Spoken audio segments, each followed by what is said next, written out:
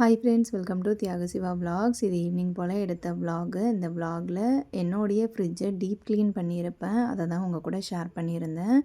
Evening எல்லாருக்கும் இருக்கிற வேலை தான் எனக்கும் இருக்கும். காலையில் துவைச்சி காய போட்ட துணியை ஈவினிங் மேலே தான் எடுத்து பெட்டு மேலேயே வந்து போடுவோம். ஆனால் அதை மடிக்கிறதுக்கு தான் நமக்கு எப்போ தோணுமோ அப்போ தான் வந்து மடிப்போம். அந்த மாதிரி தான் துவைச்ச துணி எல்லாத்தையும் பெட்டு மேலே போட்டுட்டேன். அது இதுக்கப்புறம் எப்போ எனக்கு மடிக்கிறதுக்கு டைம் கிடைக்குதோ அப்போ தான் வந்து மடிக்கணும். இன்றைக்கி ஈவினிங் ஸ்நாக்ஸுக்கு பாப்பாவுக்கு எதுவுமே வந்து ரெடி பண்ணல. ஸோ பாலை மட்டும் காய்ச்சி ரஸ்க் வச்சு கொடுத்துடலாம் அப்படின்ட்டு அவள் வர்றதுக்கு முன்னாடியே வந்து பால் வந்து அடுப்பில் போட்டு இருந்தேன்.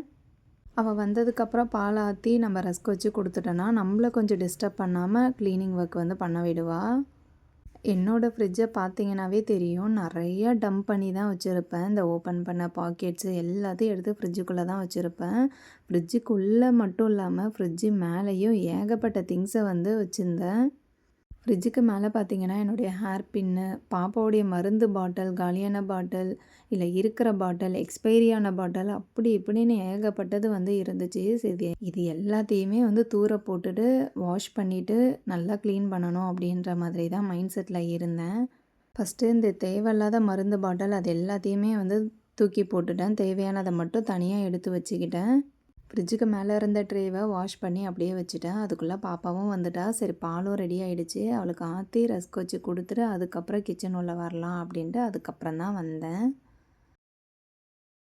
ஃப்ரிட்ஜை டீப் க்ளீன் பண்ணி ஒரு 3 மந்த்துக்கு மேலே ஆகுது. ஸோ நிறையா பாக்டீரியாஸ் இருக்க வாய்ப்பு இருக்குது. சொல்லப்போனால் ஸ்மெல்லுமே வரும். அதனால தான் சரி நான் அந்த ஒரு சொல்யூஷன் வந்து ரெடி பண்ணியிருந்தேன். வாட்டரில் கொஞ்சமாக வினிகர், ஒரு ஹாஃப் லெமனை வந்து பிழிஞ்சு விட்டு எடுத்துக்கிட்டேன். இந்த சொல்யூஷனை ஃப்ரிட்ஜு உள்ளே இருக்கிற எல்லா திங்ஸையும் எடுத்துகிட்டு அதுக்கப்புறம் தெளித்து விட்டுட்டு ஒரு 10 மினிட்ஸ்க்கு அப்புறம் நார்மலாக வந்து டிஷ்வாஷர் வச்சு தான் க்ளீன் பண்ண போகிறேன். இந்த மாதிரி க்ளீன் பண்ணுறது மூலயமா கெட்ட ஸ்மெல்லு அந்த மாதிரி ஏதாவது பாக்டீரியாஸ் இருந்தாலும் அது வந்து இறந்து போயிடும். ஃபஸ்ட்டு ஃப்ரிட்ஜை க்ளீன் பண்ணுறதுக்கு முன்னாடி எல்லா திங்ஸும் ஃப்ரிட்ஜுக்குள்ளே இருக்கிற எல்லா திங்ஸும் வந்து வெளியில் எடுத்து வச்சிடணும். எடுத்து வச்சுட்டு எது தேவையோ அதை தனியாக வச்சுக்கணும். தேவையில்லாததை கண்டிப்பாக டிஸ்போஸ் பண்ணிடணும்.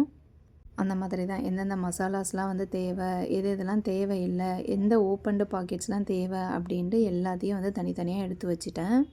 அதுக்கப்புறமா ஃப்ரிட்ஜு டோரில் இருக்கிற எல்லா ட்ரேஸையும் வந்து எடுத்து அது எல்லாத்தையும் டிஷ்வாஷர் போட்டு நல்லா க்ளீன் பண்ணி ட்ரை பண்ணிடணும். அதுக்கப்புறமா தான் ஃப்ரிட்ஜு இன்சைடில் இருக்கிற எல்லா அந்த கிளாஸ் ட்ரேஸ் எல்லாத்தையும் எடுத்து வாஷ் பண்ணணும்.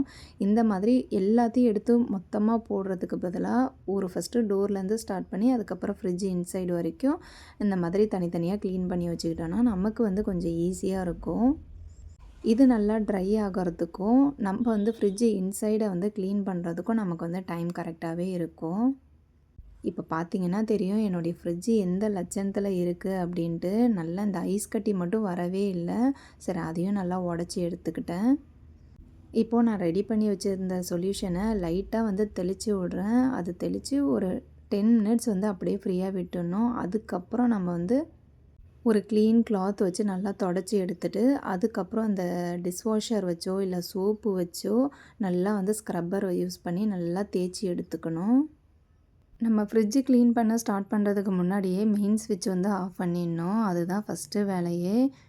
இப்போ அந்த மெயின் ஸ்விட்சை ஆஃப் பண்ணதுக்கப்புறமே நமக்கு வந்து ஃப்ரிட்ஜில் நிறைய வந்து தண்ணி லீக் ஆக ஸ்டார்ட் ஆகும். அதுக்கு வந்து கீழே ஒரு மேட் மாதிரி போட்டு நம்ம யூஸ் பண்ணோன்னா அந்த ஃப்ரிட்ஜில் வடிகிற தண்ணி எல்லாமே மேட் வந்து அப்சர்வ் பண்ணிக்கும். சோப்பு வச்சு நல்லா தொடச்சதுக்கப்புறம் நம்ம வந்து ஒரு க்ளீன் கிளாத் வச்சு ஃபுல்லாக வந்து தொடச்சிக்கணும். ட்ரையாக ஆகிற அளவுக்கு தொடச்சிக்கணும். ஃப்ரிட்ஜு இன்சைட்லேயும் சரி, ஃப்ரிட்ஜோடைய மேலே அந்த அவுட்டர்லேயும் சரி நல்லா வந்து தொடச்சி எடுத்துக்கணும். இப்போ பார்த்தீங்கன்னா ஃப்ரிட்ஜு நல்லா க்ளீன் ஆகிடுச்சு. நல்லா ட்ரையாகவும் இருக்குது. இதுக்கப்புறம் நான் ஃப்ரெஷ்ஷப் ஆகிட்டு தான் கிச்சன் உள்ள வந்தேன். இப்போது ஃப்ரிட்ஜில் வந்து அரேஞ்ச் பண்ண போகிறேன். ஃப்ரிட்ஜ் மேலே இருந்த கவர், ஃப்ரிட்ஜு இன்சைடில் இருந்த ஃப்ரிட்ஜ் மேட்டு இது எல்லாத்தையும் வந்து போட்டுக்க போகிறேன். ஆல்ரெடி எது எதெல்லாம் தேவை அப்படின்றத ஸ்டார்டிங்லேயே வந்து பிரித்து வச்சுட்டேன். ஸோ எனக்கு வந்து எது எதெல்லாம் தேவைன்றத நான் அதை வந்து ஃபிக்ஸ் பண்ணதுனால தேவையானதை மட்டும்தான் ஃப்ரிட்ஜ் உள்ள வந்து இன்சைட் பண்ண போகிறேன்.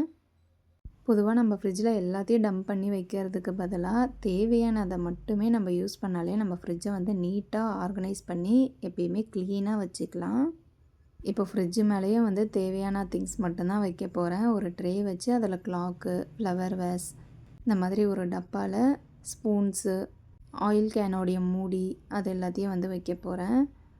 பொதுவா அந்த நட்ஸ் எல்லாம் வந்து ஃப்ரிட்ஜு உள்ளே தான் வந்து வச்சுருந்தேன். சரி அது உள்ளே வச்சா ரொம்ப டம்ப் ஆகி நம்ம ஃப்ரிட்ஜை அது அவசரத்துக்கு வந்து தேடும்போது கூட நம்ம கண்ணில் படமாட்டுது. ஸோ அதில் ஒரு ட்ரே மாதிரி அரேஞ்ச் பண்ணி நான் வந்து நட்ஸை வந்து ஃப்ரிட்ஜுக்கு மேலே தான் வைக்க போகிறேன். அது கண்ணுக்கிட்டே இருந்தால் தான் நம்ம வந்து எடுத்து சாப்பிட்றதுக்கும் நமக்கு வந்து சாப்பிடணும் அப்படின்ற மாதிரி தோணும். அதுக்காக ஃப்ரிட்ஜ் மேலே தான் வைக்கலான்னு இருக்கேன். இந்த பனங்கற்கண்டு இது எல்லாத்தையும் வந்து தேடுறதுக்கு இது பண்ணிக்கிட்டே நான் வந்து யூஸ் பண்ணாமல் வச்சுருந்தேன். ஸோ இப்போ கண்ணுக்கிட்டே நம்ம வச்சுட்டோன்னா நம்ம அடிக்கடி எடுத்து யூஸ் பண்ணிக்கலாம். எனக்கு தெரிஞ்ச அளவுக்கு ஃப்ரிட்ஜை க்ளீன் பண்ணி நீட்டாக அரேஞ்ச் பண்ணி வச்சுருக்கேன். உங்களுக்கு ஏதாவது ஐடியாஸ் இருந்தாலும் என் கூட கண்டிப்பாக ஷேர் பண்ணுங்கள். இதோட இந்த விலாக் வந்து முடியுது. இந்த வீடியோ உங்களுக்கு பிடிச்சிருந்ததுன்னா கண்டிப்பாக நம்ம சேனலுக்கு சப்போர்ட் பண்ணுங்கள். ஓகே ஃப்ரெண்ட்ஸ், இனி அடுத்த ஒரு லாங் வீடியோவில் சந்திக்கலாம். பாய்.